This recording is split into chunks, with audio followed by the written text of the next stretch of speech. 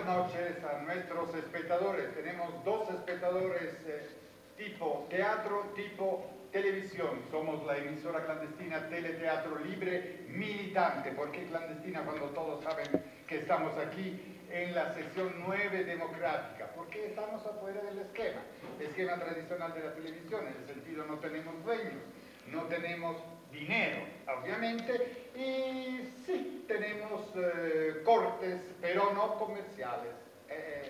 Lo tenemos los cortes culturales, pero luego de haber saludado a nuestros espectadores, agradecemos la presencia del maestro Rubén Ortiz, maestro director de teatro. Eso.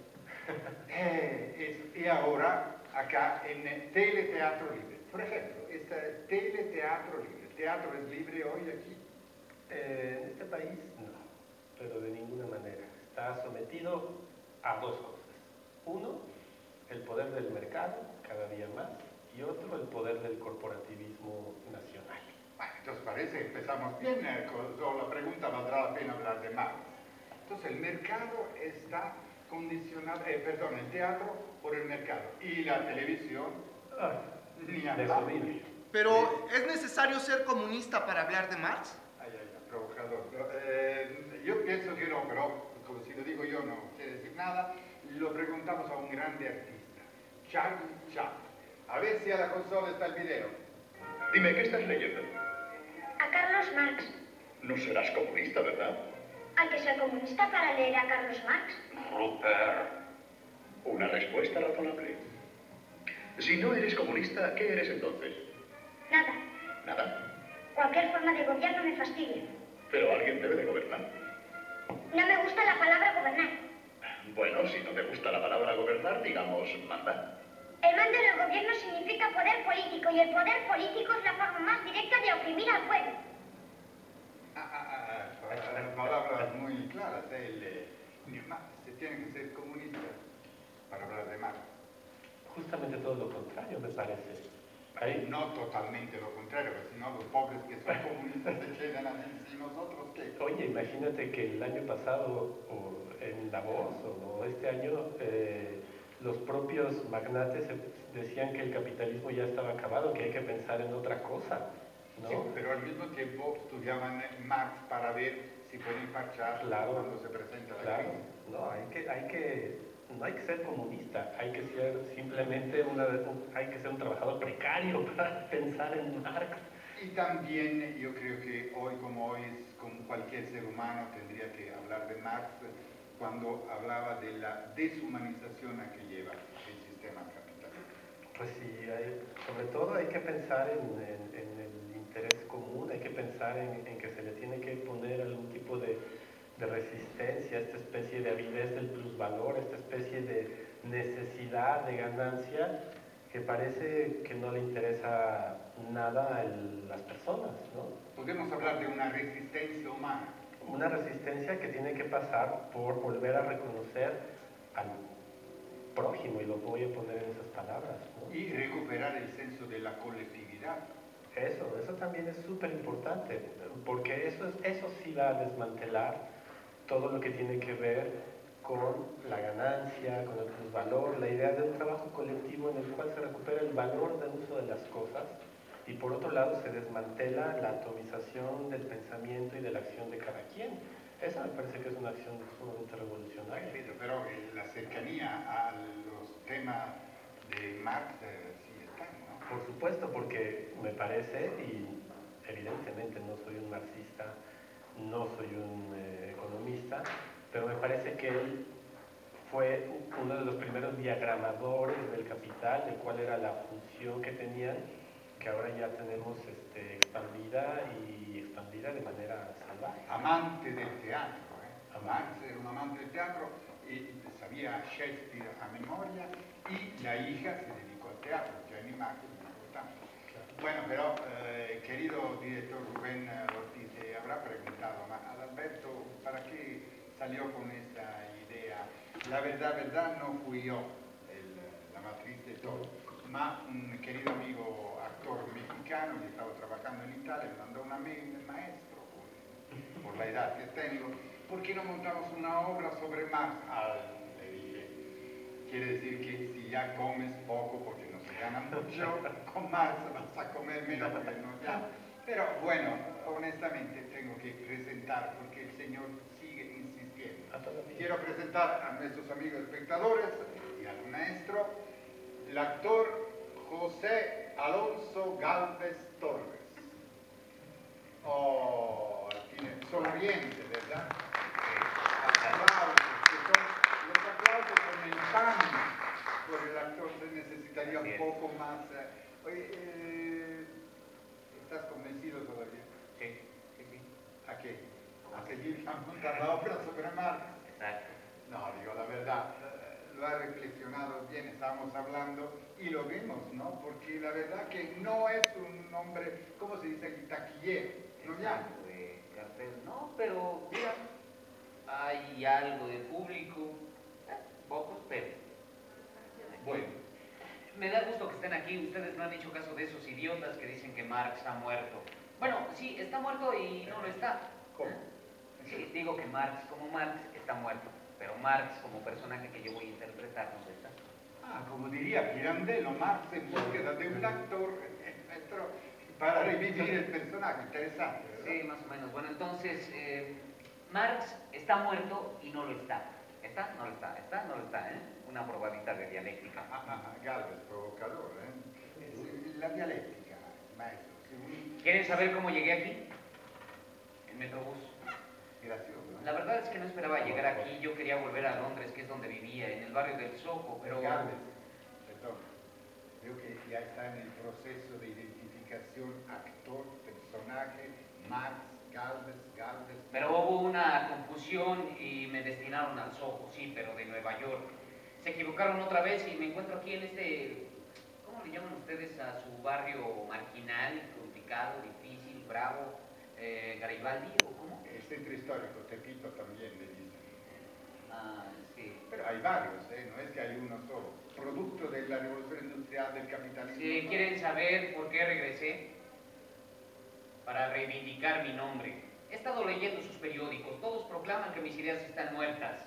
No me extraña porque eso vienen diciendo desde hace más de 100 años.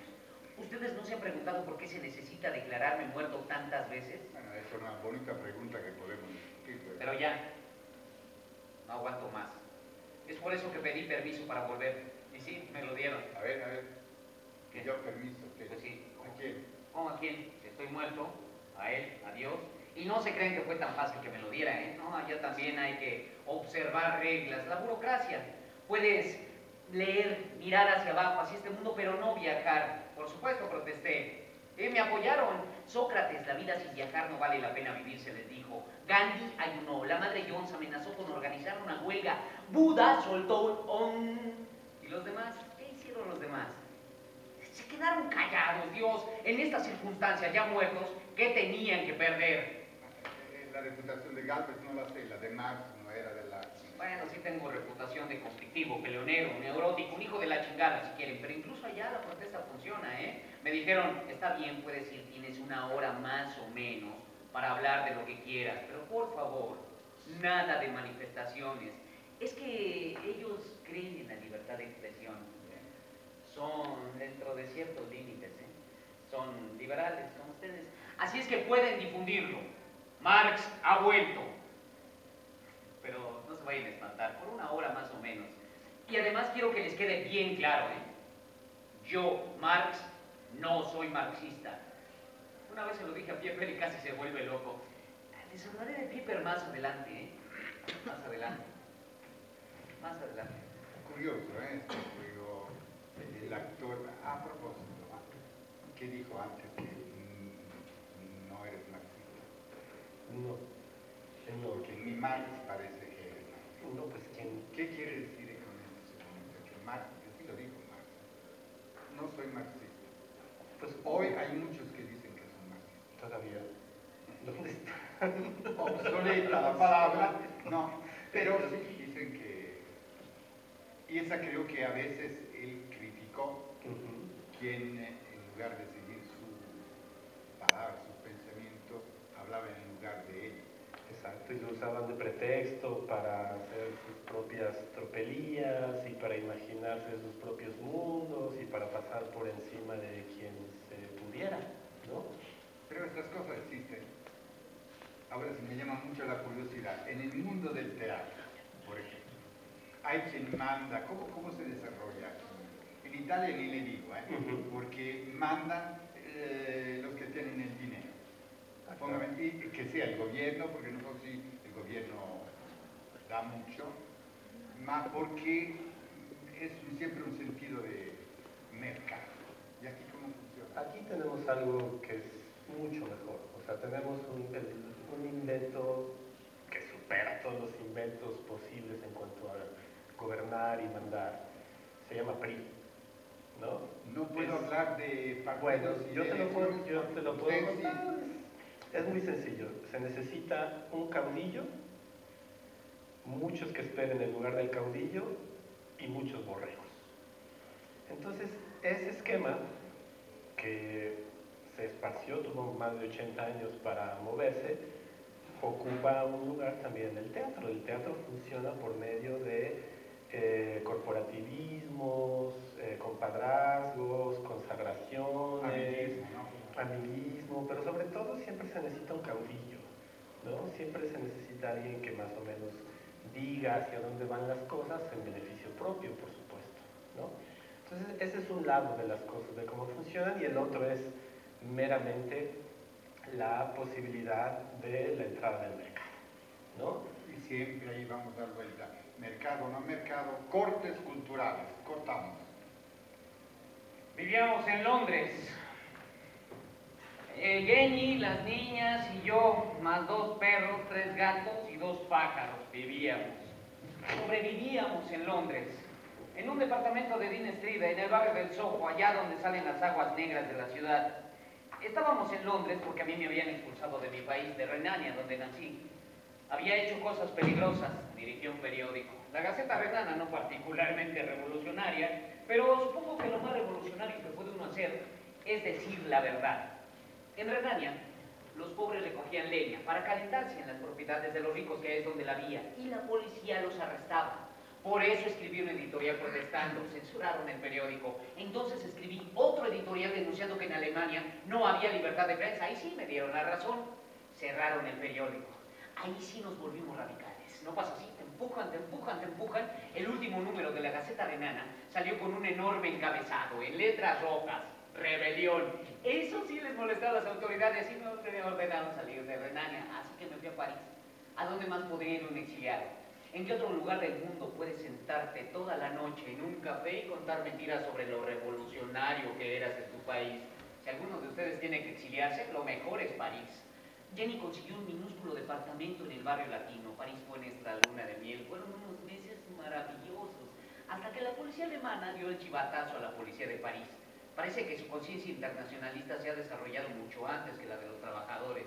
Así que me expulsaron de París.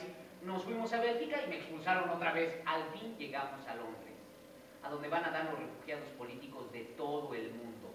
Los ingleses son admirables por su tolerancia, e intolerables por cuanto presumen de serlo. Pero, a ver, Gaby, pasa algo. Oh, perdón, el doctor me dijo que la tos se me iba a quitar en unos días, pero eso fue en 1858. Ah, más. Yo insisto sobre eso del teatro. El teatro podría ser algo como un antídoto a la deshumanización en donde que el sistema capitalista nos ha llevado. Yo creo que sí. Yo creo que habría que volver a imaginar cuáles son ciertas singularidades del teatro. Pero habría que empezar antes, por desmontar la espectacularización del teatro, ¿no? Es decir, la espectacularización del teatro es ver al teatro como una mercancía, ¿no? Hacemos el fetiche del actor, el fetiche del director, y a partir de ahí hacemos... Y además imaginamos que el actor es el que debe tener la última palabra, o el autor, o el director, y nosotros no tenemos nada que decir. O el escenógrafo. Se gasta mucho en el escenógrafo. Sí. El chiste es darle la palabra a alguien que la expropie en nombre nuestro, ¿no? Pero me parece que hay otra posibilidad del teatro que tiene que ver con la propia convivialidad, con el propio quehacer común, ¿no? Que es lo que me parece bien interesante. Es decir, hay teatros que se dedican a trabajar sobre la propia comunidad, a hablar de lo que a la propia comunidad le interesa, pero sobre todo que el teatro no se termina en el escenario, sino en el debate que propone. Me ha tocado ver, por ejemplo, en Portland, un teatro hispano, donde lo más interesante era que llegaban los hispanos y veían un García Lorca muy bien dicho, lo cual era muy emotivo para ellos volver a escuchar el mejor español que se ha escrito, pero después al final empezaban unos diálogos sobre cómo estás, cómo te ha ido, te siguen explotando, no te siguen explotando. Muchos de ellos eran tipos que trabajaban a 2 cuadras del teatro y que, como ellos trabajan, que los recogía el patrón, los contrataba por unas horas y ellos regresaban. Pues no había esta separación, ¿no? Esa actitud así, yo aquí arriba. No, de hecho el teatro sabía una que comunión. tenía... Exacto, Un tenía... sentido de comunión. Sí, era mucho más interesante para mí lo que las palabras de García Lorca, lo que oír a García Lorca traía consigo, que era la posibilidad de dejar hablar también a los otros. No nos olvidamos que, digo... Pero les estaba hablando de Pieper. En Londres, los refugiados políticos de todo el continente entraban y salían constantemente de nuestra casa. Pieper era uno de ellos. Pieper, me caía mal. Era servil, adulador. No se separaba de mí más de medio metro para asegurarse de que no pudiera evitarlo. Y todo el tiempo me hacía citas de mis escritos. Yo le decía, por favor, Pieper, no me haga citas de mí mismo. Se atrevió a decirme, pensando que me agradaría que iba a traducir El Capital al inglés. El tipo no decía una palabra en inglés sin hacer una carnicería. El inglés es un bello idioma. Es la lengua de Shakespeare. Bueno, si Shakespeare hubiera escuchado decir a Pieper una sola frase en inglés, se envenena. Y luego lo envenena a él. Pero Jenny le tenía lástima, era una especie de solidaridad de refugiado. Lo invitaba constantemente a nuestras cenas familiares. Una noche llegó Pieper y me anunció la fundación de la Sociedad Marxista de Londres, una sociedad marxista, ¿y eso qué es? Nos reunimos una vez a la semana para discutir sus escritos. Los leemos en voz alta y analizamos frase por frase. Por eso nos llamamos marxistas, porque creemos enteramente y de todo corazón lo que usted ha escrito, enteramente y de todo corazón. Sí, y sería para nosotros un honor, Herr Dr. Marx, siempre me llamaba Herr Dr. Marx, que usted pudiera presidir nuestra próxima reunión de la sociedad marxista. No puedo. ¿Por qué? Porque yo no soy marxista. No era su mal inglés lo que me molestaba, era... El mío tampoco era perfecto. Era su forma de pensar, como un satélite dando vueltas alrededor de mis palabras y proyectándolas al mundo, pero distorsionadas, y además defendía esa distorsión como un fanático, denunciando a todos aquellos que no las interpretaran igual que él. Una vez le dije a Jenny, ¿sabes lo que más me asusta? ¿Que la revolución de los trabajadores no llegue nunca? No, que la revolución sí va a llegar, pero encabezada por hombres como Pieper, aduladores cuando no están en el poder, soberbios y arrogantes cuando lo tienen, dogmáticos. Hablarán ellos en lugar del proletariado, interpretando mis ideas para el mundo. Encabezarán un nuevo sacerdocio, una nueva jerarquía, con excomuniones, listas negras, inquisiciones, pelotones de fusilamiento, todo esto en nombre del comunismo, retrasando 100 años el comunismo de la libertad. Ensuciarán nuestro bello sueño, dividirán al mundo entre imperios capitalistas e imperios comunistas. Y será necesaria otra revolución, quizá 2, 3 más para reencauzarlo. Eso es lo que temo.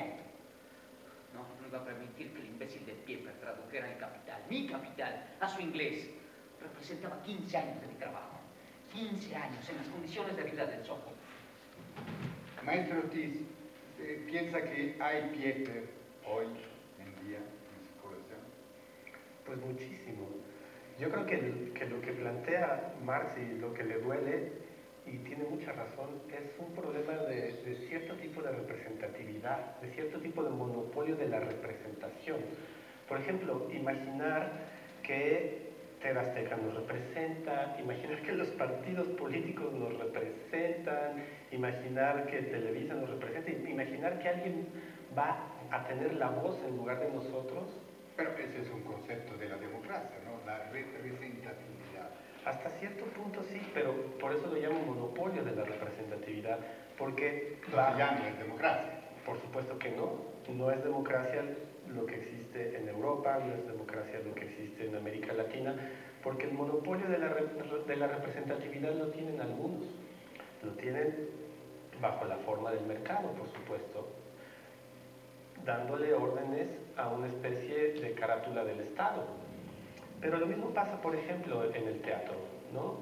Es decir, qué descaro la idea de pensar que yo voy a hablar por las víctimas de esto o de lo otro, ¿no? O sea, las tantísimas obras acerca de los muertos y las muertas de no sé dónde. Yo voy a hablar en lugar de... Pero ¿con qué ánimos? ¿Con qué cara? ¿Con qué...? O sea, yo no puedo hablar de eso. ¿Me explico? Yo solamente puedo un poco, y me parece que eso se imaginaba Marx también como revolución, un poco generar un espacio para que aquellos que no tienen voz la puedan expresar. Sí, pero es que si le quitan la posibilidad, y en este caso es difusión, podemos hablar al aire y no se escucha nadie. Nosotros nos cortamos y no se ve. Todas las mañanas, rumbo al Museo Británico, caminaba entre los mendigos que vivían junto a las aguas negras. Ahí trabajaba, en el Museo Británico, en su magnífica biblioteca, leyendo hasta el anochecer. Leía. ¿Habrá algo más pesado que leer sobre economía política? Sí, escribir sobre economía política. Después me volvía a mi casa, atravesando las calles oscuras, escuchando a los vendedores pregonar sus mercancías, y a los veteranos de la guerra de Crimea, unos ciegos, otros sin piernas, suplicar por un penique.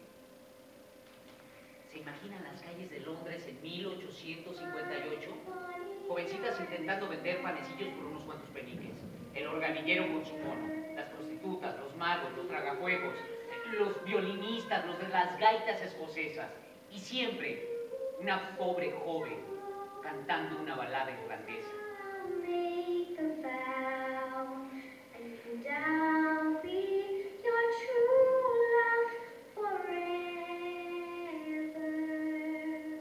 Eso es lo que veía y escuchaba todas las noches, caminando desde el Museo Británico bajo los faroles de gas que acababan de encenderse, entre el lodo y las aguas negras, en medio del aire apestoso, el olor a pobre de Londres, hasta que llegaba a mi casa. Supongo que era conveniente que el autor del Capital tuviera que andar trabajosamente entre la basura mientras escribía la condena del sistema capitalista. Mis críticos, intentando minimizar el contenido del Capital, han dicho, como siempre se dice de los escritores radicales, el pobre ha de haber tenido unas experiencias personales terribles. Pues sí, efectivamente, el camino a casa a través del Soho alimentó la cólera que puede haber en el Capital. No iba a permitir que el imbécil de Pieper tradujera. Y ahora ustedes que ya estarán diciendo, eso es lo que ocurría hace más de 100 años, ¿sí? Solo entonces, cuando venía para acá, he andado por sus calles llenas de basura, he respirado el aire contaminado, he pasado junto a los cuerpos de hombres y mujeres que dormían en la calle, acurrucados para protegerse del frío, en lugar de una muchacha cantando una balada. He escuchado la voz lastimera que me decía, un peso, señor, un peso para un taco. Y a eso le llaman progreso porque tienen teléfonos celulares inteligentes, automóviles inteligentes, máquinas que vuelan sin tripulación y matan 1000 pociones para oler mejor. Y la gente durmiendo en las calles. Aquí tienen un informe oficial. El Producto Interno Bruto de los Estados Unidos, es decir, la riqueza que se ha generado en el último año, fue de 14.000 millones de dólares. Muy interesante, pero díganme una cosa. ¿Dónde están estos miles de millones? ¿Quién se ha beneficiado de ellos? Menos de 500 individuos controlan millones de dólares en actividad financiera. ¿Qué acaso estas personas son más nobles? ¿Han trabajado más duro? ¿Son más útiles a la sociedad que la madre que cría 3 hijos pequeños, sin dinero para calentarse en el invierno? La desigualdad y la pobreza siempre han existido y son inevitables. Hay quienes tienden a subir y hay quienes suben a tender. Me parece muy gracioso, ¿eh? Hace 150 años yo dije que el capitalismo incrementaría enormemente la riqueza de la sociedad, pero que esa riqueza se acumularía en muy pocas manos. Demasiados pobres, muy poco ricos. Gigantesca fusión del Chemical Bank y del Chase Manhattan Bank. La bolsa sube y 12.000 trabajadores pierden su trabajo. Y dicen que mis ideas están muertas. Lo mismo sucedió con Luz y Fuerza. Despidieron a más de 40.000. ¿Y qué? En lugar de estar haciendo tanto alboroto que se busque en otro trabajo.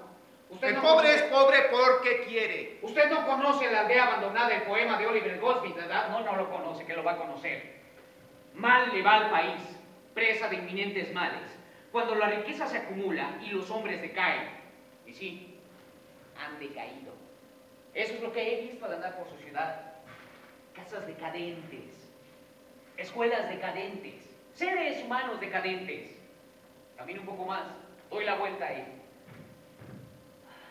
Me encuentro rodeado de hombres ricos, mujeres llenas de joyas, abrigos de pieles. Y de repente, el ruido de una sirena, que alguien estaba intentando cometer algún crimen. Sí, alguien estaba intentando robar los abrigos y las joyas. Ahí está. Ya no puede uno ni tener sus cositas. O también podríamos decirlo de otra manera, ¿eh? Alguien estaba intentando recuperar una parte del Producto Interno Bruto, quitándosela a los que lo habían robado legalmente. Los seres humanos reducidos a mercancía, su vida condicionada al dinero, maravilla del sistema de mercado. Felicidades. A los de arriba no les gusta mucho cómo hablo. Mercado, siempre es la palabra. A los de arriba no gusta cómo se habla, todo lo que estaba diciendo. Yo sigo con esto y también el experimento de Fontana, tele, teatro, claro, que puse libre, militante, que no es una utopía. Yo creo que se tiene que hacer algo. Sí, yo creo que, es decir, durante mucho tiempo hemos imaginado que la gente tendría que acercarse naturalmente al arte y a partir de ahí, no sé, escalar socialmente, en fin, no sé qué tantas tonterías nos hemos imaginado. Pero en realidad hemos construido un nido de artistas que no tienen ningún contacto con la realidad. Con la televisión sí, cuando puede. Claro, la generan. Porque generan una muchas especie veces de dicen, realidad. ¿qué haces tú? Bueno, no quería en televisión. Claro. No. Pero bueno, esa es la realidad que quisieran construir. El problema para el artista, creo yo, en este momento es justamente un problema como este. Cómo nosotros vamos a acercarnos a donde la gente está, a tratar de tomar la distribución por nuestra cuenta y la publicidad por nuestra cuenta con los medios que tengamos a la mano. Pero eso no lo vamos a obtener, insisto, simplemente imaginándonos como artistas. Yo creo que es el momento de que nos volvamos a imaginar como ciudadanos. Si no nos imaginamos como ciudadanos, lo que vamos a seguir haciendo es alimentar a ese monstruo de dos cabezas que tiene el corporativismo por un lado y al mercado por el otro. Yo no veo que las cosas sean muy distintas de esto. Los artistas tenemos que empezar a imaginarnos que somos ciudadanos y cómo meternos en los intersticios sociales, cómo entrar ahí en las fallas mismas de la sociedad y empezar a pervertir ahí, ¿no? Y usted habla como director, pero usted es también maestro en la universidad. Luego hablamos de esto. Corte, por favor.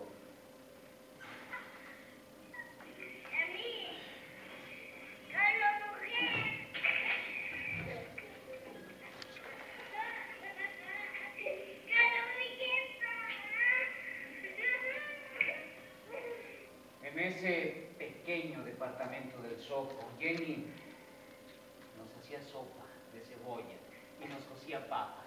Y siempre teníamos pan recién hecho de nuestro amigo el panadero que vivía calle abajo. Nos sentábamos a la mesa, comíamos, platicábamos de los acontecimientos del día. La última guerra, la lucha de los irlandeses por la libertad, la estupidez de los gobernantes, la prensa cobarde. Supongo que las cosas son diferentes ahora.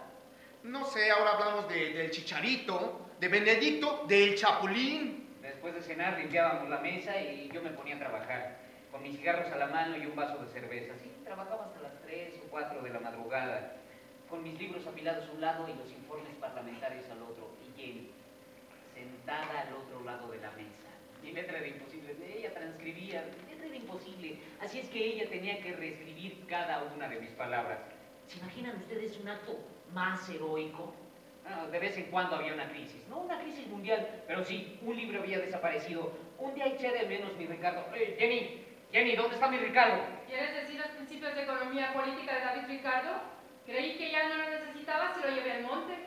¡Mi Ricardo al monte de piedad! Tranquilo, ¿no llevamos la semana pasada al monte el anillo que me regaló mi madre? Bueno, así estaban las cosas, lo empeñábamos todo. Sobre todo los regalos de la familia de Jenny. Cuando terminamos con los regalos, seguimos con nuestra ropa. Una Navidad, no que una Navidad, un invierno entero me la pasé sin mi abrigo. Cuando se publicó El Capital, claro que quisimos festejarlo, pero no teníamos ni para desempeñar los cubiertos y los platos para la cena. Entonces Engels tuvo que dar un dinero. Engels, un santo. Un santo. Federico Engels. Es que no hay otra palabra para él, santo. Cuando nos cortaban el agua, el gas, la casa se quedaba a oscuras y nuestro ánimo por los suelos, entonces Engels pagaba las facturas. Su padre tenía unas fábricas en Manchester, sí. El capitalismo nos salvó. Bueno, santo, pero no siempre entendía bien nuestras necesidades, ¿eh? Pobres y exigentes. No teníamos ni para comer y Engels enviaba cajas de vino. Una Navidad, no teníamos el arbolito. Y Engels llegó con 6 botellas de champaña y el arbolito, bien, gracias.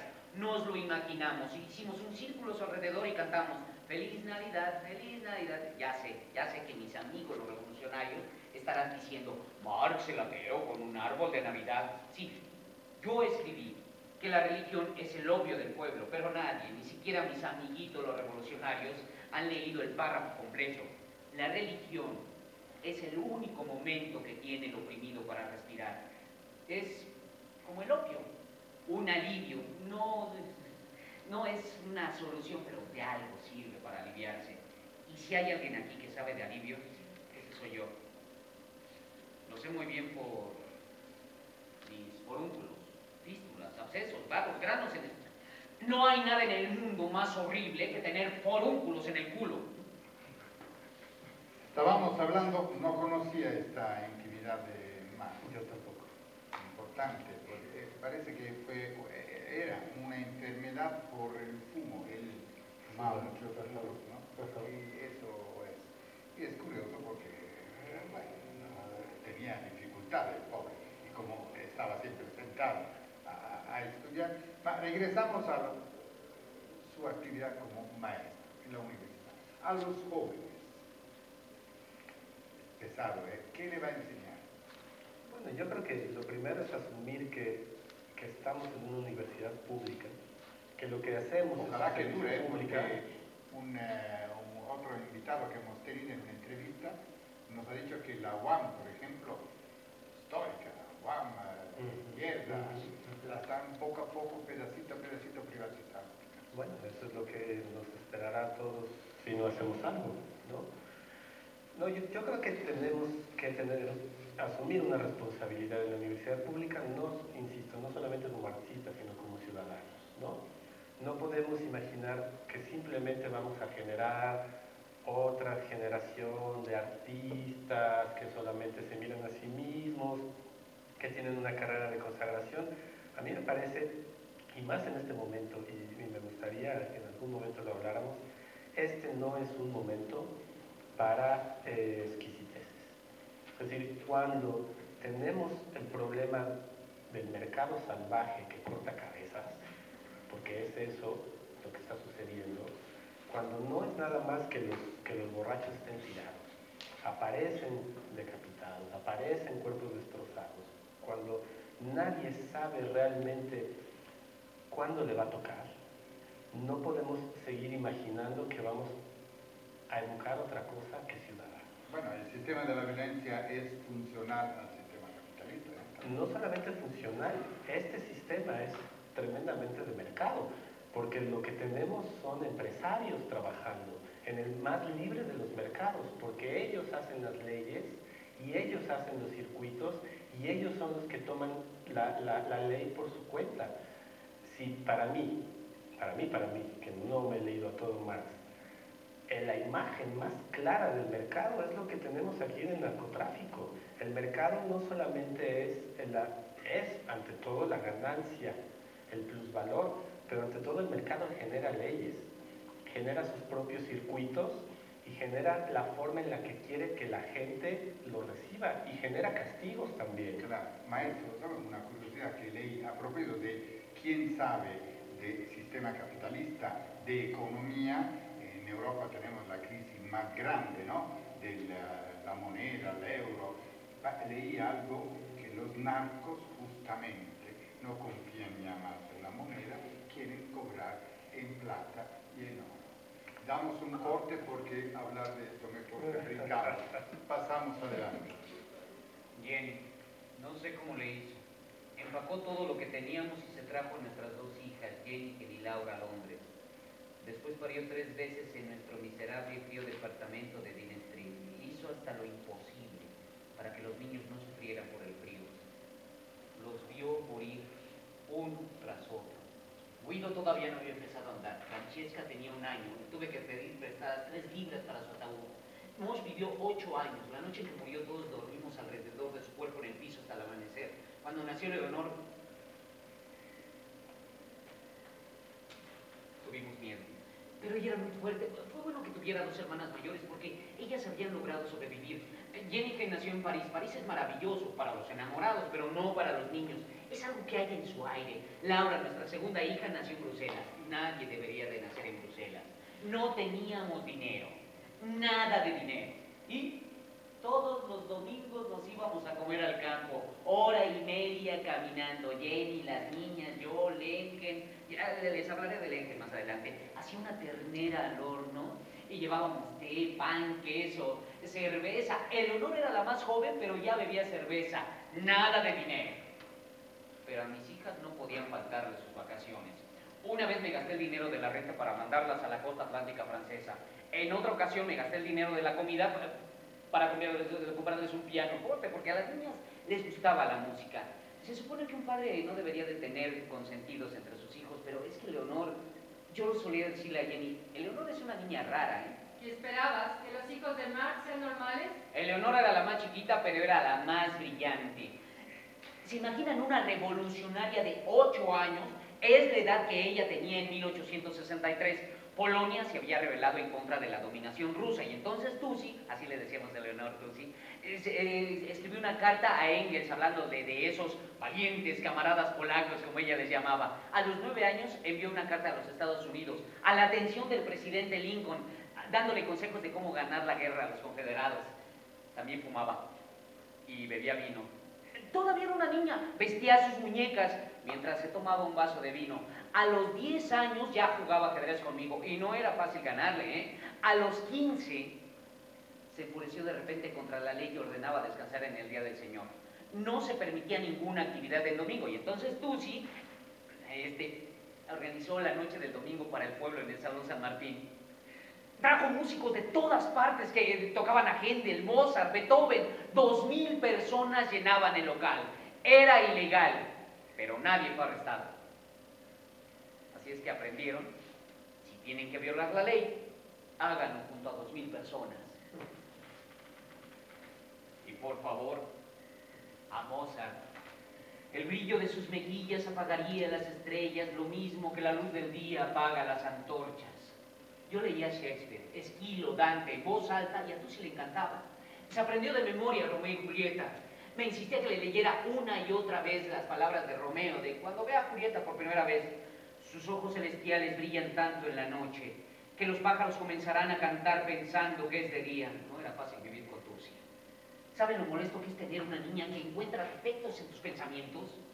Discutía conmigo sobre mis escritos, por ejemplo, mi ensayo sobre la cuestión judía. No es fácil de entenderlo, lo admito. Bueno, pues Eleonor lo leyó e inmediatamente me desafió. ¿Por qué escogiste a los judíos como representantes del capitalismo? No son los únicos envenenados por el comercio y la codicia. No es que los haya escogido, intenté explicarle.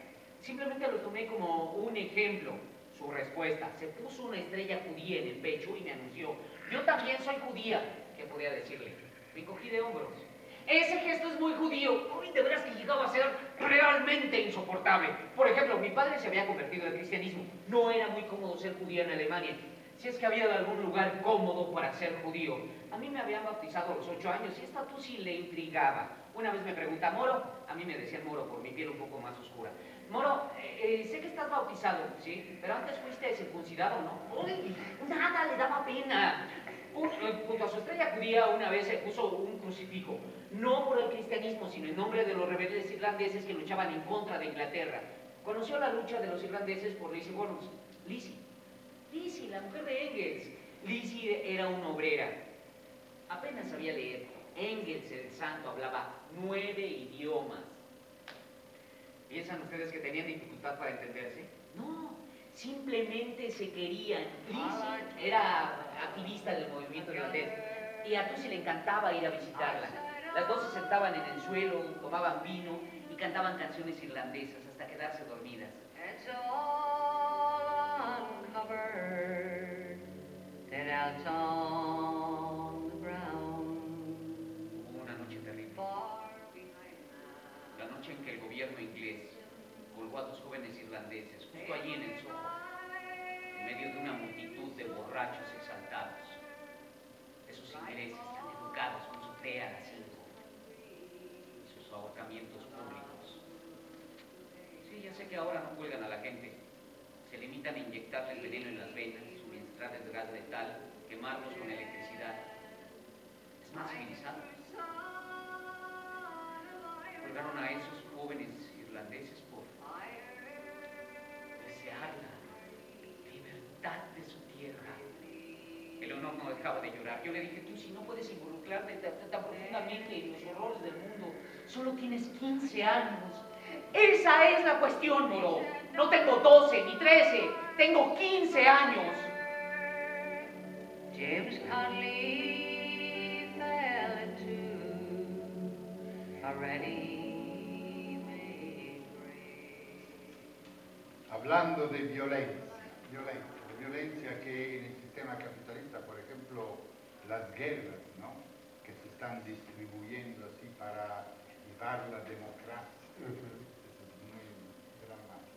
Yo siento un poco que el trabajo que hace usted, maestro, en las universidades, al igual yo creo que el trabajo que se hace en el teatro, sería de dar, no digo mensaje porque es algo difícil, pero una esperanza entre comillas, ¿no? Sí, y retomando lo que acaba de decir Papito Marx, me parece bien importante y es algo que le señalo últimamente. Uno no puede imaginar o no me cabe en la cabeza ni en el cuerpo la idea de una juventud que no quiera transformar las cosas, que no quiera imaginar un mundo distinto, imaginar unas nuevas posibilidades. Lo que me aterra es que no lo encuentro. O sea, es decir, 2, 3 muchachos que pueden tener ahí la estopa, pero no se atreven a aprenderla. O sea, la manera en la que ya esta educación nacional ha llevado a los chicos a apagar la flama, una flama que debería compararse con la de la hija de Marx, y que no se puede aprender, eso me parece una pérdida ecológica, Claro. Invaluable, ¿no? No hable solo de su país, porque lo mismo le puedo decir de mi país, dramáticamente. Y como soy... Sí, hablando de los jóvenes, ¿eh?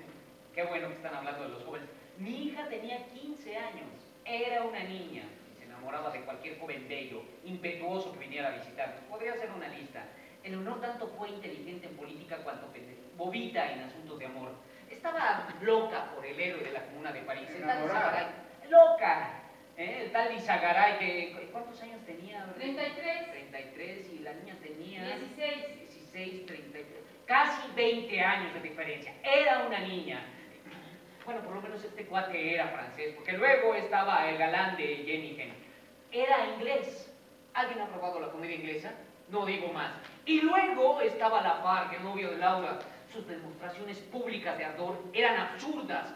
Le ponía la mano en el trasero enfrente de todos. La torteaba como si fuera la cosa más natural del mundo. Y Jenny lo defendía. Son sus orígenes criollos. Su familia vino a Francia desde Cuba. Como si todos en Cuba se anduvieran torteando. No sé si ya lo pregunté.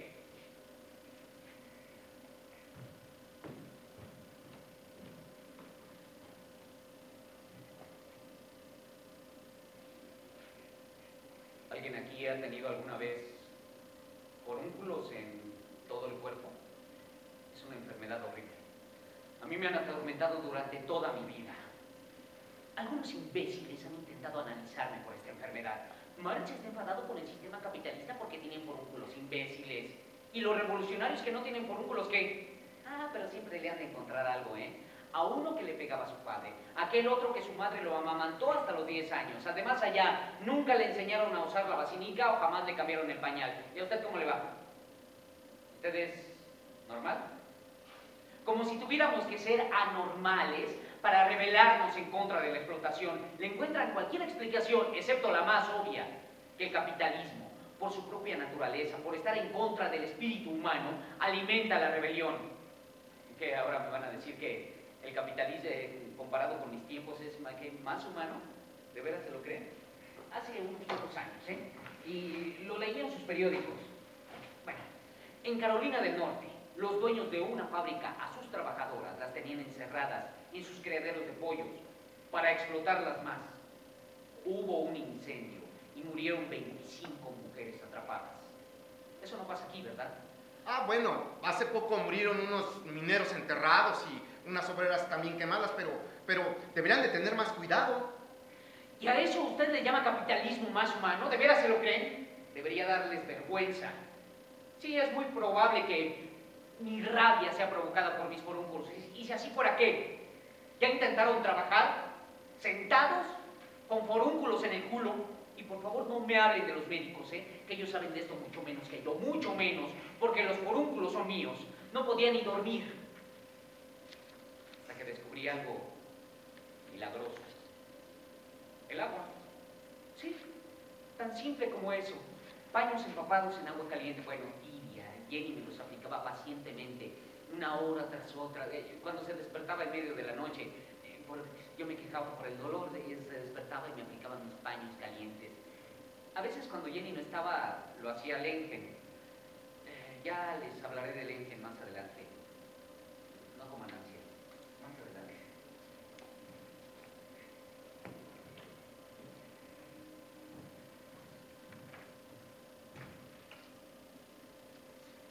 ¿Podría esta contaminación teatro, tele o periodismo ser algo útil? Pues a mí me parece que sí. Es decir, en la medida en la que existen, y eso es lo que nosotros hemos aprendido a hacer, a utilizar las armas de los colonialistas en su contra, es decir, en la medida en la que hay una gran movilidad en Internet, en la medida en la que las redes sociales han llegado a generar lazos débiles o lo que sea, en la medida en la que todavía hay un periodismo de investigación que puede hacer visible lo que la hegemonía quiere que quede invisible, en la medida en la que el teatro ofrece este tipo de puesta en común, yo creo que es una vena que hay que seguir experimentando en el mejor sentido de la palabra, ¿no? Tiene algo de optimista, usted, y eso es lo que quiere pasar a los jóvenes. Pues es que lo otro es el cinismo. Yo lo dudo porque las armas que el sistema capitalista tiene, empezando desde los medios de comunicación o también de información, son verdaderas armas. Como dice justamente, los jóvenes no reaccionan, no por culpa de ellos, porque ya están bombardeados. Eso es donde yo tengo muchas dudas, casi como la religión. Yo siempre me imagino que estamos en un momento como el de uno de los cuentitos de Kafka, del mono, del informe para una academia, donde dice, yo no buscaba la libertad, me tenían ahí en una jaula, me habían agarrado de la selva, dice, yo lo único que quería era una salida. Y si la salida era aprender y volverme hombre, y ahora estoy frente a ustedes dándoles una conferencia, esa es una salida. Yo creo que lo que tenemos que hacer ahorita es encontrar una salida tomando las armas de donde se pueda y de donde las tomemos. Porque de otro, eso a su vez, porque supongo que así es la creatividad es una red, claro, ¿no? Que va generando una cosa y que provoca creatividad. Al final, como decía Marx, tenemos que la toma de conciencia de una situación dramática, y él decía, las crisis son útiles para eso. Claro, claro. Cortamos y a ver qué pasa. ¿Estaba diciendo? Sí, Lengen. Vivíamos en el barrio del Soho, en absoluta pobreza, y a la madre de Jenny, mi suegra, ¿qué se le ocurre? Enviarnos una criada para que cuidara a las niñas. Esa criada era Lengen. teníamos hasta los muebles empeñados. No comíamos, pero eso sí, teníamos una criada.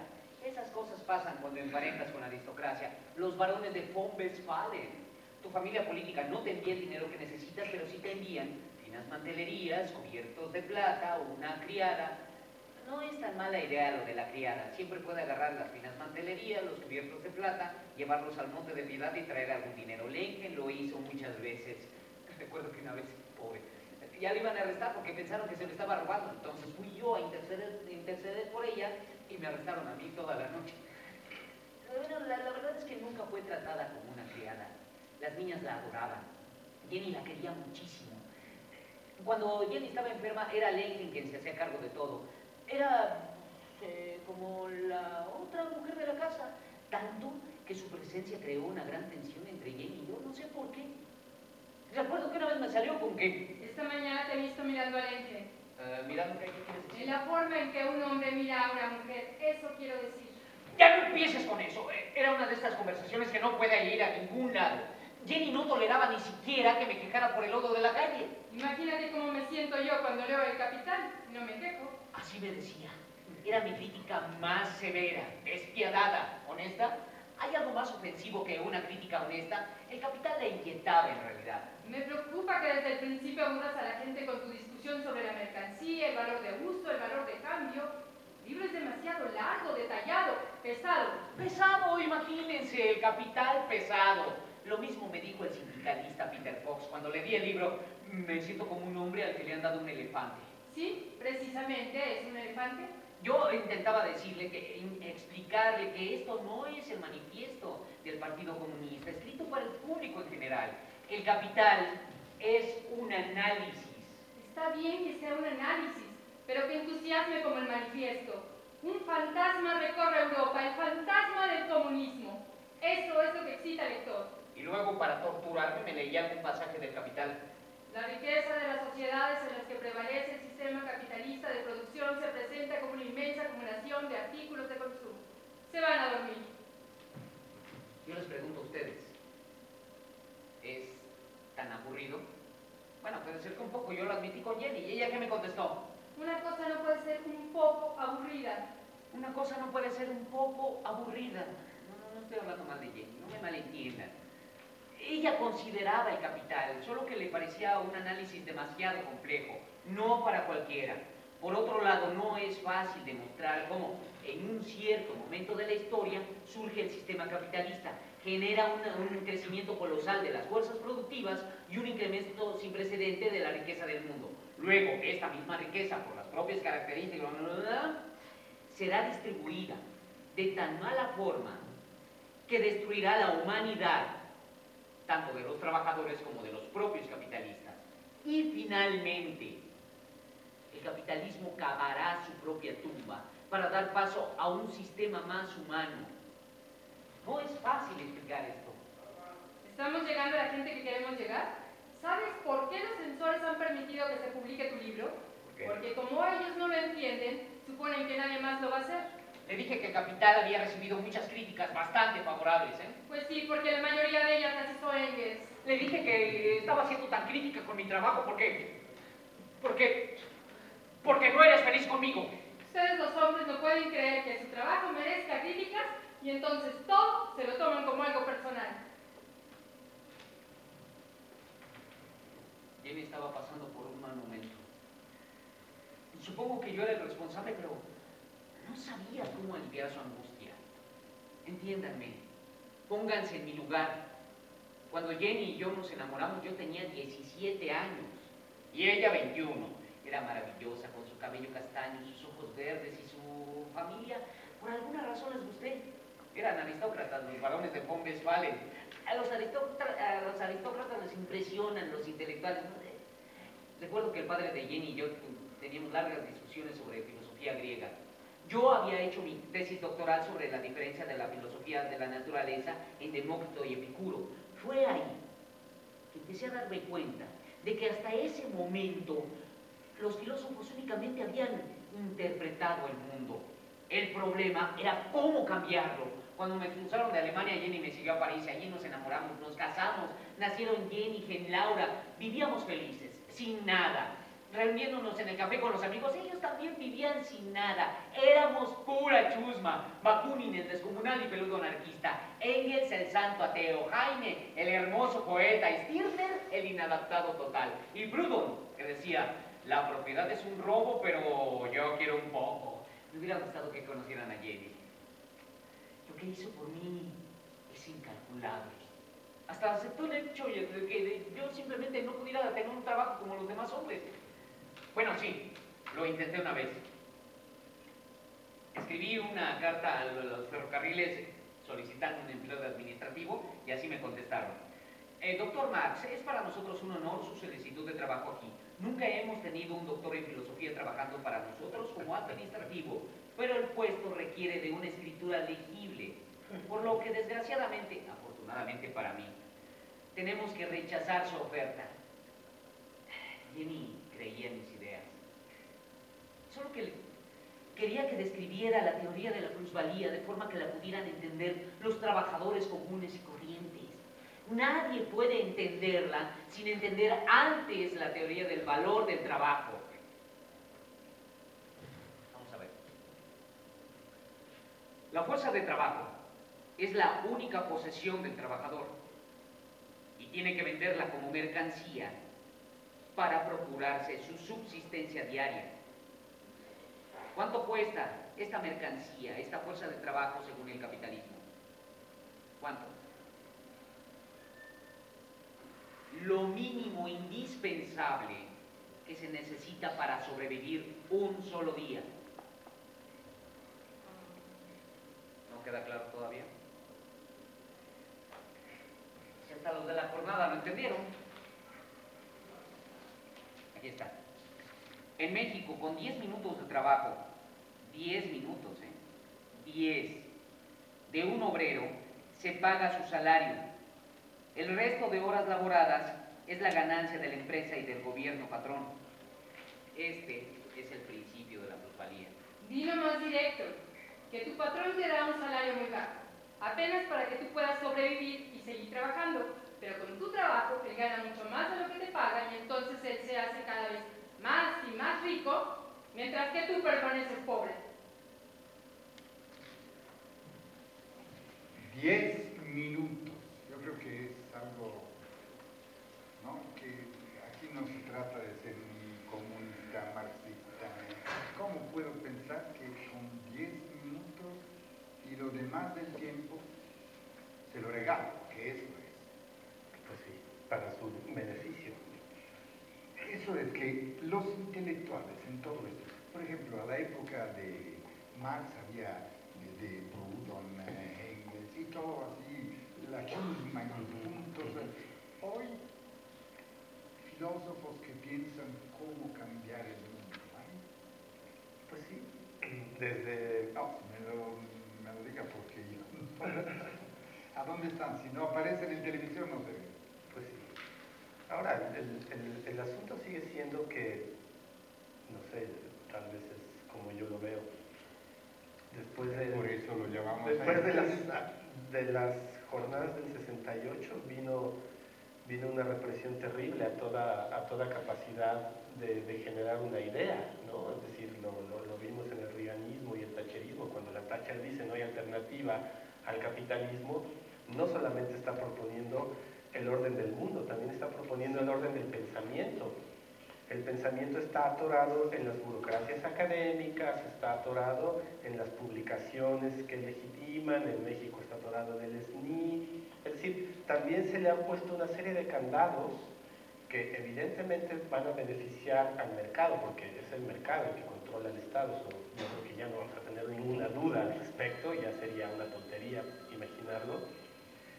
Y lo más interesante, lo más terrible es que alguien como Guattari puede decir, antes peleábamos por un trabajo digno, ahora peleamos solamente por un trabajo. ¿Qué es lo que ha pasado en medio?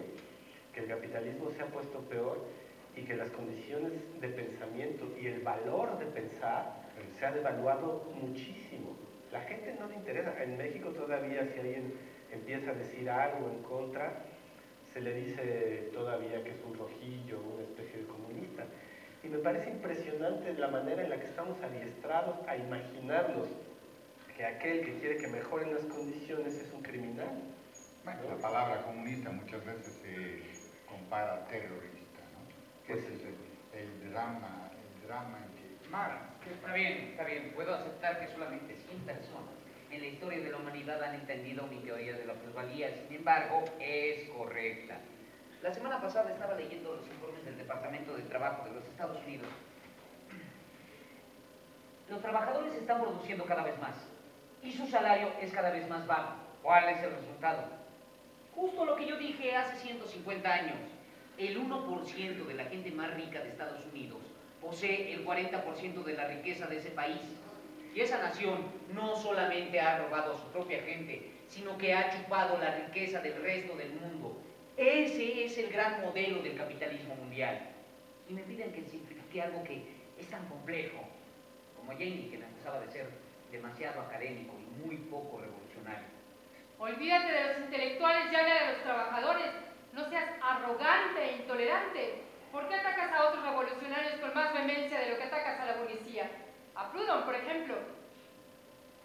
Ese tipo no entiende. Tenemos que aplaudir al capitalismo por su desarrollo de grandes industrias para luego apoderarnos de ellas. Proudhon piensa que debemos volver a una sociedad más simple, más austera, más pobre de lo que estamos. Por eso escribió su librito La filosofía de la miseria, al que yo le contesté con el mío, La miseria de tu filosofía. Sentí que era ingenioso, adecuado, inteligente. Yo lo encuentro profundamente insultante. La miseria de la filosofía. Hoy no tenemos como valor ni la filosofía ni la miseria, que un tiempo tenía. Sí, y yo creo que ahí es donde los artistas podemos jugar cierto papel. Yo insisto, por ejemplo, en el que el teatro no solamente es una máquina de emociones, tiene que ser una máquina de pensamiento y de pensamiento en común. Yo he visto y tratamos de impulsar trabajos en otros lugares donde se trabaja sobre comunidad, donde el intercambio se da entre la propia comunidad, es decir, no hay más que trueques, intercambios, lo que se obtiene se pone otra vez a circular, se recompone el valor de uso de las cosas, pero además eso mismo muestra que hay otras alternativas de existencia. Es decir, nadie va a detener lo que ya está ocurriendo, pero sí podemos imaginar otras alternativas de existencia que tengan mucho más que ver con la manera en la que pensamos en común, actuamos en común y rescatamos los enlaces entre nosotros y les ponemos otro valor. No puede ser que el único valor, porque eso es lo que pasa en el mercado, el gran equivalente sea la moneda. Si pensamos en eso, todo está decidido por quién le pone el valor a la moneda. ¿Quién le pone el valor a la moneda? O Estados Unidos o ahora la bolsa. Lo que decía Marx hace un momento, en este momento es todavía peor. Claro. Porque ya no se trata solamente de los De la estados. economía productiva. Es la economía bursátil que es desmaterializada y que provoca unas miserias que yo creo que ni Marx se pudo haber imaginado. Exactamente, lo que pasa ahora en Europa, que es muy evidente, creo mucho más, digo, como percepción que acá, porque en Europa efectivamente la economía productiva se ha quedado a su nivel plano, mientras que la economía financiera se ha disparado. Claro, y es la locura, pero no lo es si otra vez atendemos a Marx y empezamos a hacer una especie de análisis genealógico, porque si la moneda es el equivalente universal, quien tiene el poder es el que decide cuánto vale una moneda. Y ya no lo decide. Es el absurdo, además, cuando la moneda no es oro o plata, más un pedacito, un papelito. No es más que un papel. Imprenta, eso es. Claro. Acá nos van a correr antes del final, se lo digo, pero corte. Jenny Marx. Madame Jenny Marx, baronesa de von Westphalen. Era una persona mucho mejor que yo. Era ella quien me impulsaba. Fue ella quien me animó a comprometerme con la causa de los trabajadores de Londres. Vino conmigo cuando me invitaron a participar en la primera reunión de la Asociación Internacional de los Obreros. Fue el otoño de 1864. 2000 personas llenaban el Salón San Martín.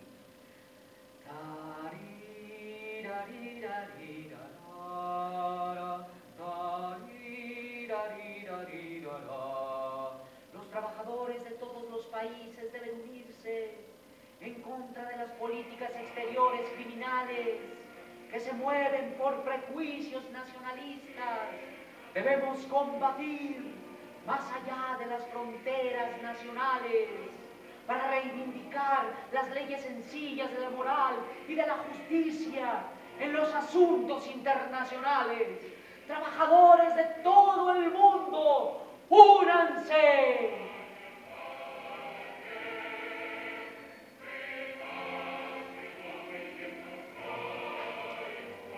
Esto sí le emocionaba, la entusiasmaba a Jenny. Era ella el verdadero sostén de nuestra familia. Aunque tuviéramos el agua y el gas cortados, nunca se cansaba de reivindicar la emancipación de la mujer. Decía que la vitalidad de la mujer estaba siendo socavada al tener que quedarse en el hogar, surciendo calcetines y cocinando. Por eso se negaba a permanecer en casa. Me acusaba de estar, en teoría, por la emancipación femenina y de, en la práctica, ignorar los problemas de la mujer. Tú y Engels escriben sobre la igualdad de los sexos, pero no la practican. Mejor no hablamos de eso, ¿no? Ella apoyaba con todas sus fuerzas la lucha de los irlandeses en contra de Inglaterra. La reina Victoria había dicho, esos irlandeses son gente realmente abominable, son inferiores a cualquier otra nación civilizada. Entonces Jenny escribió una carta a todos los periódicos de Londres. Inglaterra ahorca a los rebeldes irlandeses que solamente quieren la libertad. ¿Es acaso Inglaterra una nación civilizada? Yo estaba profundamente enamorado de Jenny. Sí, ¿cómo le hago para que me entiendan? Aunque atravesamos momentos difíciles, nos seguíamos amando. Solo que en algún momento las cosas cambiaron. No sé por qué. Jenny decía que porque ella no era la chica hermosa que yo había conocido. Eso me hacía enojar. Y encima decía que era a causa del Engen. Eso me hacía enojar más todavía. ¿Lo ves? Te enojas porque es verdad. Eso me ponía furioso. Dicen que porque la Unión Soviética ha desaparecido, el comunismo ha muerto. ¿Acaso saben esos idiotas lo que es el comunismo? ¿Creen que un sistema guiado por un criminal que mata a sus compañeros revolucionarios se puede llamar comunismo? ¡Scheißkopfen! ¿Perdón? Cabezas de mierda en español. Los periodistas y políticos, estos que dicen tales cosas. ¿A qué escuela fueron? Nunca han leído el manifiesto que Engels y yo escribimos cuando él tenía 28 años y yo 30. En lugar de la vieja sociedad civil burguesa, con sus clases y sus antagonismos de clase, surgirá una asociación en la que el libre desarrollo de cada individuo sea la condición para el libre desarrollo de todos. Sí se entiende.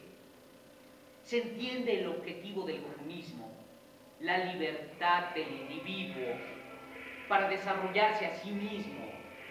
¿Creen de verdad que alguien que se define comunista o socialista y luego actúa como un gángster puede entender lo que es el comunismo, matar a los que no piensan como tú? ¿Puede ser ese el comunismo por el que he dado toda mi vida? Ese que tomó el poder en Rusia, que interpretaba mis ideas como un fanático religioso. ¿Les habrá permitido leer a sus compatriotas la carta que yo escribí al periódico La Tribuna de Nueva York, en la que decía: la pena capital no puede ser justificada en ninguna sociedad civilizada? El socialismo nunca puede adoptar las estupideces del capitalismo. Aquí en México el Partido Verde ha promovido la pena de muerte. Ahí está, un ejemplo. ¿Y sus reclusorios cómo están? Así de repletos. ¿Y quién está ahí? Los pobres. Es verdad que algunos han cometido crímenes terribles y violentos, pero la mayoría son ladrones, raterillos, narcomenudistas. Creen en la libre empresa. Hacen lo mismo que los capitalistas, pero en una escala menor, mucho menor.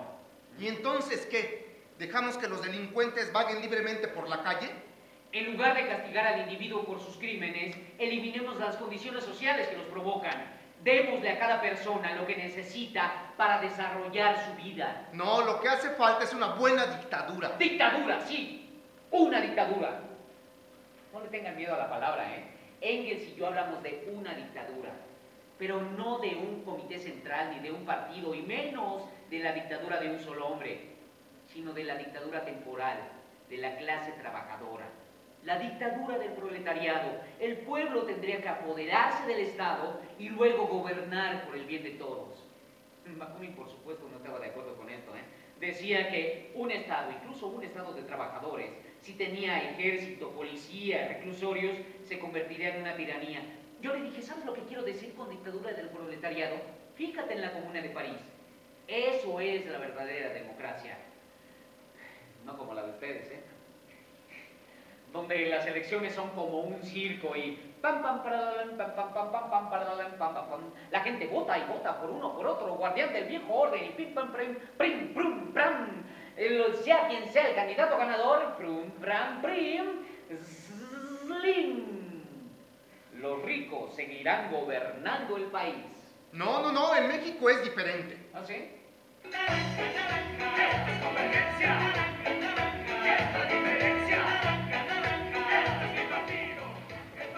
Dijo el bien común, nombró antes. Eso creo que es lo único que ahora tendremos que tener, enfocar un poco la atención. Yo creo que sí. Hay un ejemplo, un episodio que les voy a decir en Italia. Ocuparon en Roma los artistas, los teatristas, los teatreros, ocuparon un teatro muy importante, el Teatro Bar. Lo ocuparon, entonces obviamente era considerada la situación ilegal, ya va un año. No consiguieron a través de abogados a que sea reconocido el teatro, aunque era privado, como bien común, bien social. Y siguen ahí ocupando el teatro. Yo creo que sí, yo creo que esa es una alternativa viable.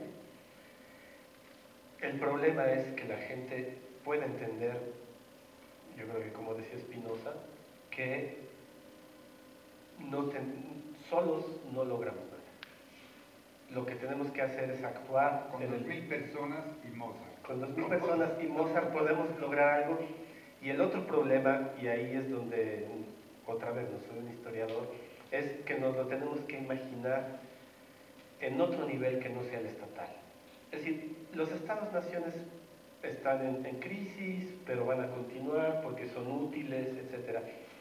Hablar de bien común como un bien común mexicano, nacionalista, me parece que ahí eso es inabarcable.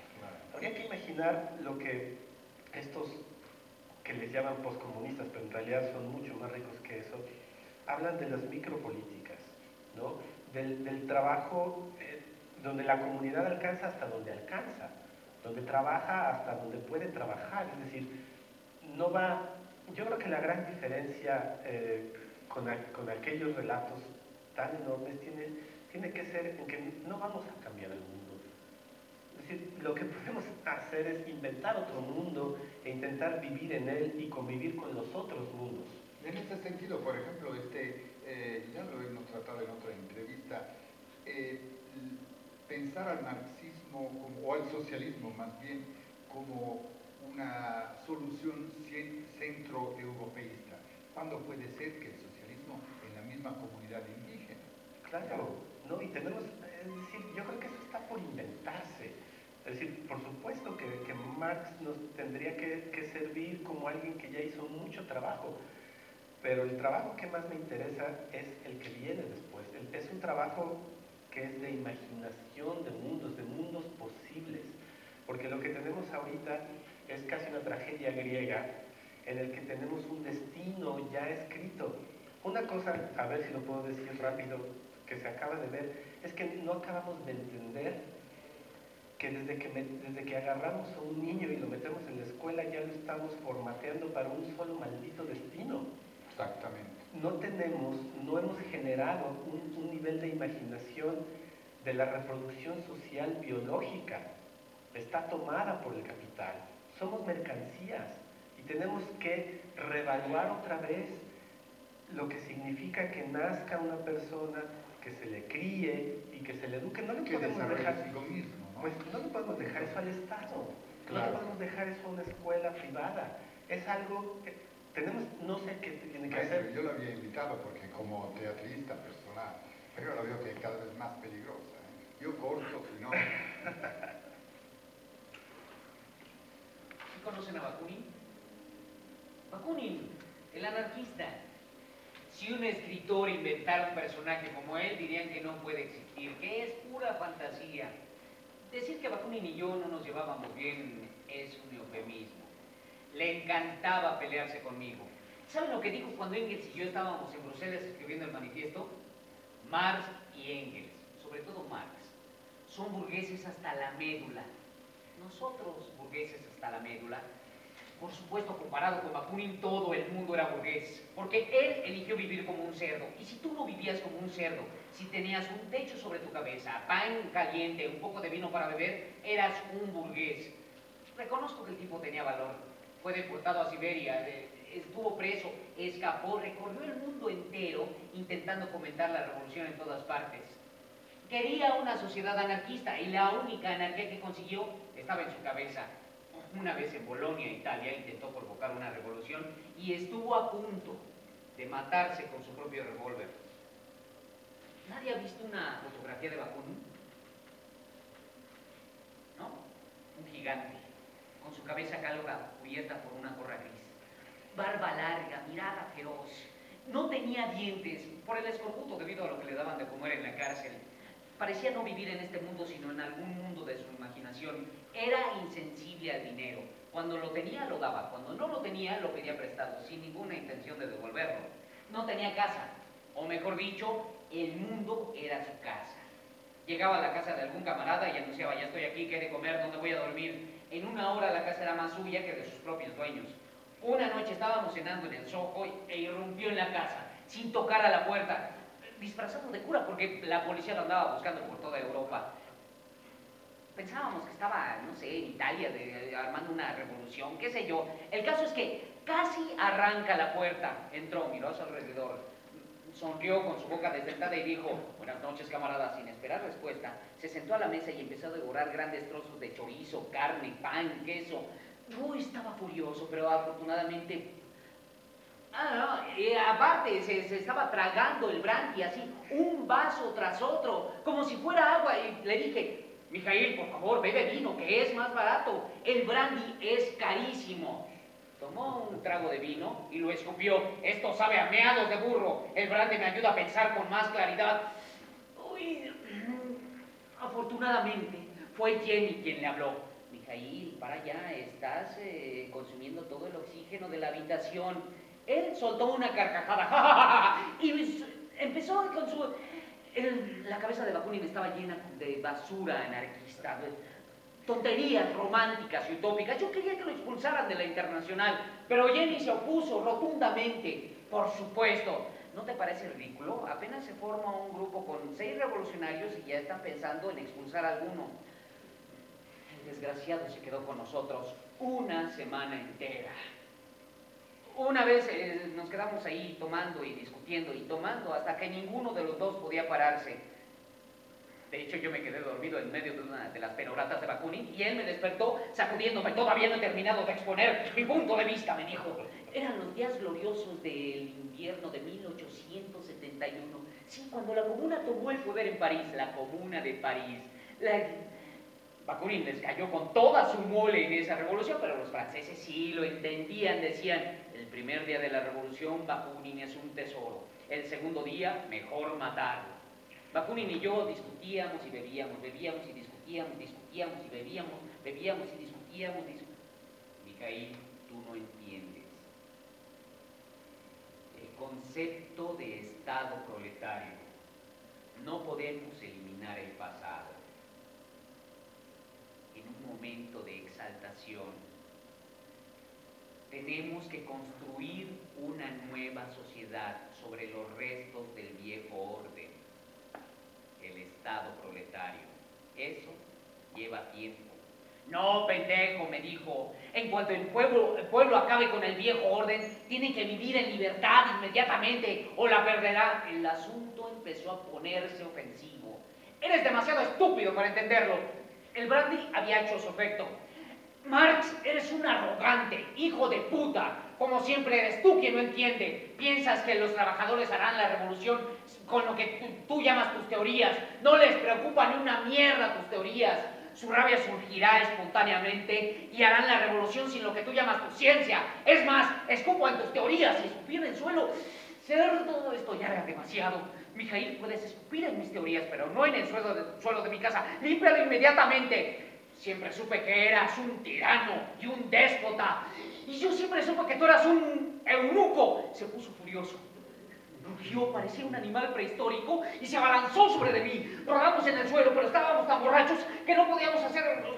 Estuvimos así un rato hasta que nos quedamos ahí tirados, jadeantes.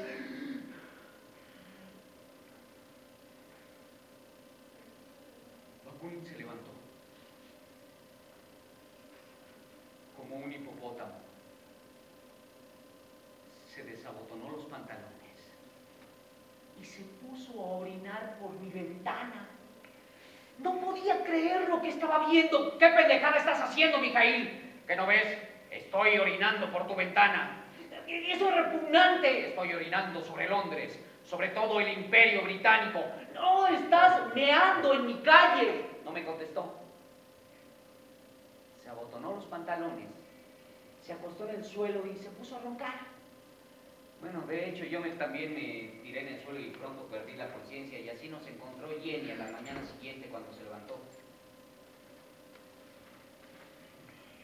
Estábamos hablando de los actores, los artistas, de una situación crítica, pero es verdad que el actor, por ejemplo, teatrista, tiene que vivir, justo.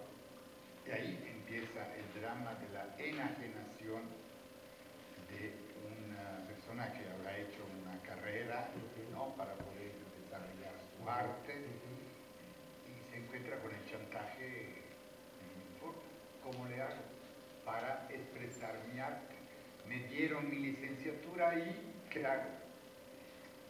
Ese es un problema también de destino. Es decir, si nosotros imaginamos que estamos generando trabajadores para que lleguen a empleos que ya están hechos, estamos perdidos. Es decir, eso pasó en los años 80, donde se podía hacer eso, era poca la población que hacía teatro, etc. Ahora no. Es decir, me imagino que tenemos otra vez que generar artistas que se piensen como ciudadanos y que tienen que imaginar otros modos de producción. Otra vez una palabra cara a Marx. Porque el teatro y el arte, bueno, sobre todo el teatro en México, está encerrado en un modo de producción. Si no somos capaces de imaginar otros mundos y otros modos de producción, evidentemente lo que estamos sacando son desempleados, frustrados, que van a tener siempre el mismo problema. Si comen, no hacen lo que quieren. El problema es que sí hay intersticios donde se pueden conseguir cierto tipo de recursos que no pasan nada más por el imaginario artístico. Es decir, cuando hay artistas, insisto mucho en eso, que hacen trabajo social, que pueden obtener recursos de ONGs, que pueden conseguir recursos de ayuntamientos, porque por otro lado el Estado tiene intersticios a los que les importa el trabajo social. Bueno, el Estado tiene la así llamada industria cultural, ¿no? También es una por otro lado, interna, ¿no? Por otro lado, y a mí me parece que no tenemos que preparar a la gente para la industria cultural. Tenemos que preparar a la gente para que imagine cultura, para que la produzca, pero no solamente la produzca, sino que también la haga llegar. ¿Usted tiene un salario fijo ahí en la universidad? Yo tengo un salario de 50 pesos la hora. No quería saber esto porque no quisiera que se lo quitaran después de ver nuestra entrevista. Corte.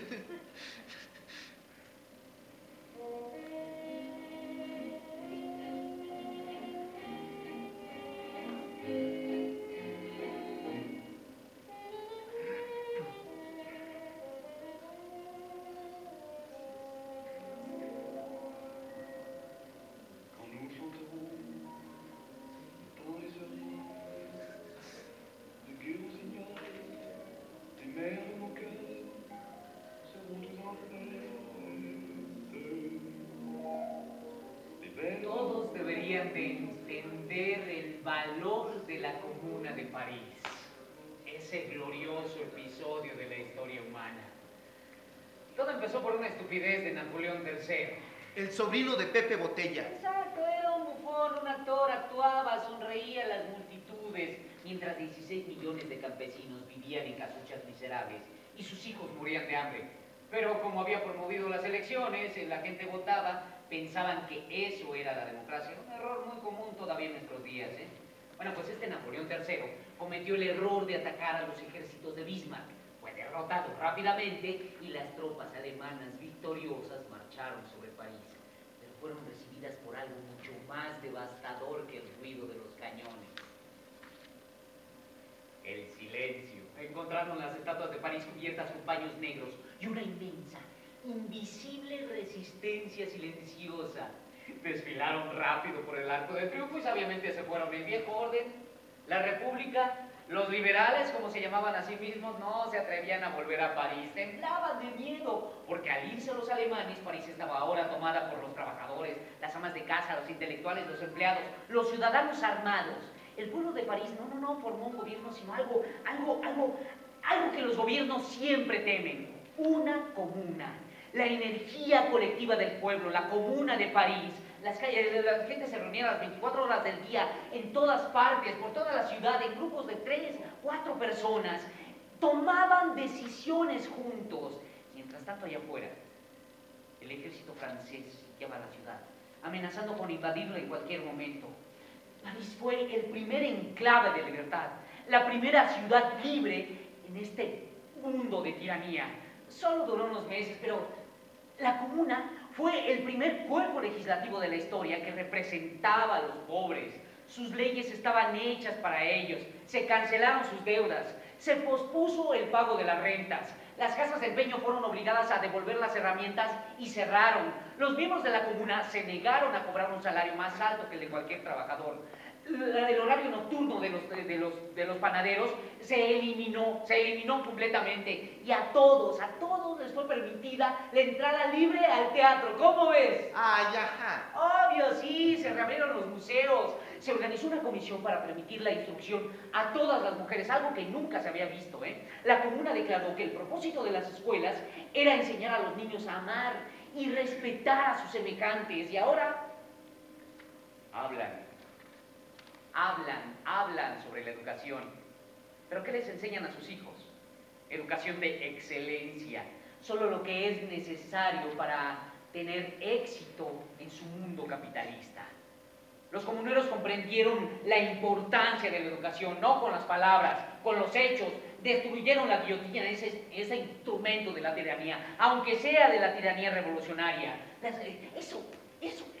Eso fue la Comuna de París. Las calles estaban siempre llenas de gente, todos con su bufanda roja, ondeando una gran bandera roja, que era el símbolo no de un país, sino de toda la raza humana. Hombres y mujeres lloraban de alegría, las calles estaban siempre llenas de gente, todas se sonreían más que antes. Parecía que reinaba la amabilidad y a todos les brotaba la sonrisa y las calles eran seguras, sin necesidad de policía. Sí, eso es el socialismo. Por desgracia, este ejemplo de la Comuna no podía ser permitido.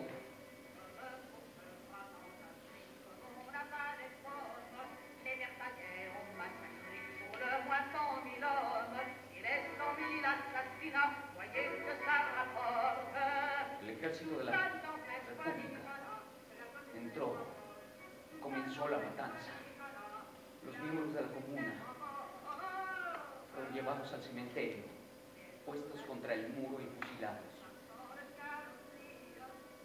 En total, 30.000 personas fueron asesinadas. La Comuna fue aplastada por los lobos y los puercos. La Comuna fue... No, la Comuna sigue siendo un glorioso episodio de la historia humana.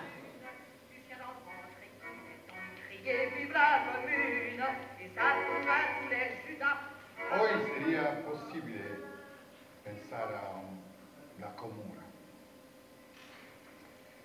Sí, pero en otros sentidos. Tendría que ser mucho más inteligente que la Comuna de París. Por ejemplo, hay una comunidad indígena, no recuerdo en dónde, que tiene una moneda que se llama tumín, ¿no? Y justamente lo que hace la moneda es simplemente recordar a la otra moneda, porque todo sigue funcionando por medio del intercambio y ellos son los que fijan el valor de la moneda de acuerdo con sus necesidades. Ya les cayó el Banco de México, les dijo que eso es ilegal, en algún momento llegará la autoridad. El problema sigue siendo el mismo. ¿Cuánto puede durar? Ahí soy profundamente, como decía Gramsci, profundamente pesimista en la teoría, pero hay que ser optimista. Yo creo que las comunidades tienen que intentar. En el intento, exacto. Tiene uno que tener el intento, claro. porque de otra manera solo nos queda el cinismo y el nihilismo. Y eso me parece que es simplemente apoyar lo que ya existe. Pero por otro lado también sabiendo, y lo voy a decir así de feo, la gente es mezquina. A la gente no le gusta trabajar en común y no le gusta imaginarse el respeto a los demás. Yo pienso que esta es el efecto, la consecuencia de un sistema que nos ha encerrado en el individualismo. Eso es, no puedo pensar que el ser humano de por sí. No Yo lo soy sé. más optimista. Yo ahí tengo, quizá porque nací en la Ciudad de México y me ha tocado esa experiencia por 44 años. No, yo vine a gozar de la Ciudad de México, entonces no puede ser esto. Bueno, Ay, ay, ay, ay. no Entonces, importa. ya, Es en decir, este sentido el optimismo sí. es decir, no importa, lo que es importante es generar el intento, ¿me Claro. explico? Pero no haciéndose ideas que no suceden. Claro que el ejemplo de la Comuna de París es, perdón la repetición, ejemplar, pero también es ejemplar la represión que le vino después.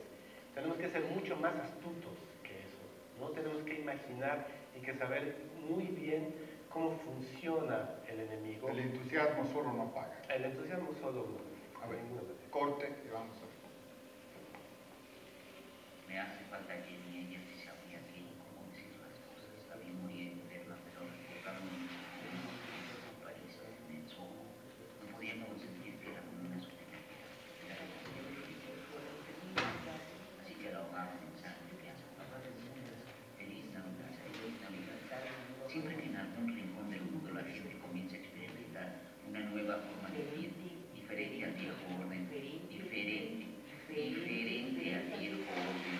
Esto no puede ser permitido, esto no puede ser permitido, esto no puede ser permitido, esto no puede ser permitido. ¿Por qué? ¿Por qué? ¿Qué? ¿El capitalismo ha triunfado? ¿Por qué? ¿Porque la bolsa ha subido hasta las nubes y los capitalistas son ahora más ricos que antes? ¿Triunfado? Sí, triunfado. Sí, cuando la cuarta parte de los niños de Estados Unidos muere antes de cumplir un año, cuando anualmente 40,000 de ellos muere por el frío, por el...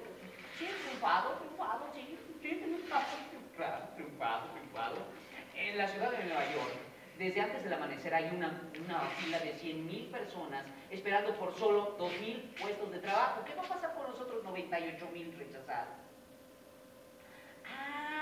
Es por eso que ustedes construyen más reclusorios. Sí. Claro, el capitalismo ha triunfado. Sí, el capitalismo ha triunfado. ¿Pero sobre quién? Tienen maravillas tecnológicas, han enviado hombres a la estratosfera. ¿Pero qué pasa con los que se quedan aquí abajo? ¿Por qué están tan nerviosos, tan asustados? ¿Por qué se lanzan a las drogas, al alcohol? Tienes estrés, colitis, neurosis. ¿Por qué se enloquecen y matan? No lo digo yo, está en sus periódicos, ahí está. Sus políticos están que no caben en sí de orgullo. Dicen que el mundo se está moviendo hacia el sistema de la libre empresa. ¿Están ciegos o no quieren ver? ¿No conocen la historia del sistema de la libre empresa? Cuando el gobierno no hace nada por el pueblo y lo hace todo por los ricos. El gobierno estadounidense dio 100 millones de acres de tierra gratis a la compañía ferrocarrilera. Gratis. Y miró hacia otro lado, cuando los migrantes chinos e irlandeses trabajaban 12 horas diarias como esclavos y se morían por el frío o por el calor, como esclavos. Y cuando los trabajadores se rebelaron y fueron a la huelga, ¿qué hizo el gobierno? Envió al ejército para aplastarlos. ¿Por qué carajos creen que escribí El Capital sino porque conocía las miserias del capitalismo y de su sistema de libre empresa? En Inglaterra ponían a los niños a trabajar en los complejos textiles porque sus deditos eran más adecuados para manejar los usos. En Estados Unidos las niñas iban a trabajar a las fábricas de Massachusetts a los 10 años y morían a los 25. Las ciudades son hoyos negros de vicio y de pobreza. Eso era el capitalismo de aquel entonces y el capitalismo de ahora. Sí, veo artículos de lujo en sus revistas, sobre todo en sus televisiones. Esas pantallas con tantas bonitas imágenes, ven tanto y saben tan poco. Ya nadie lee libros de historia. Pura basura de superación personal. ¿Qué mierdas es eso de el sincrodestino? ¿Qué carajos les enseñan en las escuelas en estos días? Aniversario de la Guerra del Golfo, una victoria rápida y dulce. Sí, claro, conozco esa clase de victorias rápidas y dulces, que dejan miles de cadáveres y niños que mueren por falta de alimentos y medicinas. En Europa, en África, en Palestina, la gente se mata por las fronteras. ¿Acaso ha leído, entendido, escuchado lo que yo escribí hace 150 años? Eliminen esas ridículas fronteras nacionales. No más pasaportes, ni visas, ni policías fronterizos, ni cuotas de migración. No más banderas, ni promesas de fidelidad a esa enteleque que es la nación. Trabajadores del mundo, únanse. Disculpe, Marx, de verdad no ha tenido un momento de duda que puede haberse equivocado, ¿no? Bueno, sí. Sí, me equivoqué. No lo hubiera pensado, que el capitalismo fuera tan ingenioso para sobrevivir. No me imaginé que había medicamentos para mantener vivo este sistema enfermo. Exacerban el patriotismo con chicharitos, chicharotes, México, ra, para que la gente olvide su miseria. Hacen guerra, Siria, Libia, Afganistán, para solucionar sus crisis económicas. Hay fanáticos religiosos, pare de sufrir, prometiendo a las masas que Jesús va a volver. Créanme, yo lo conozco. A Jesús, él no va a volver. Estaba equivocado en 1848 pensando que el capitalismo estaba por derrumbarse. ¿A quién? ¿Jesús? No, Marx, yo había hecho mal mis cálculos, quizá por unos 200 años. Pero sí, habrá un cambio.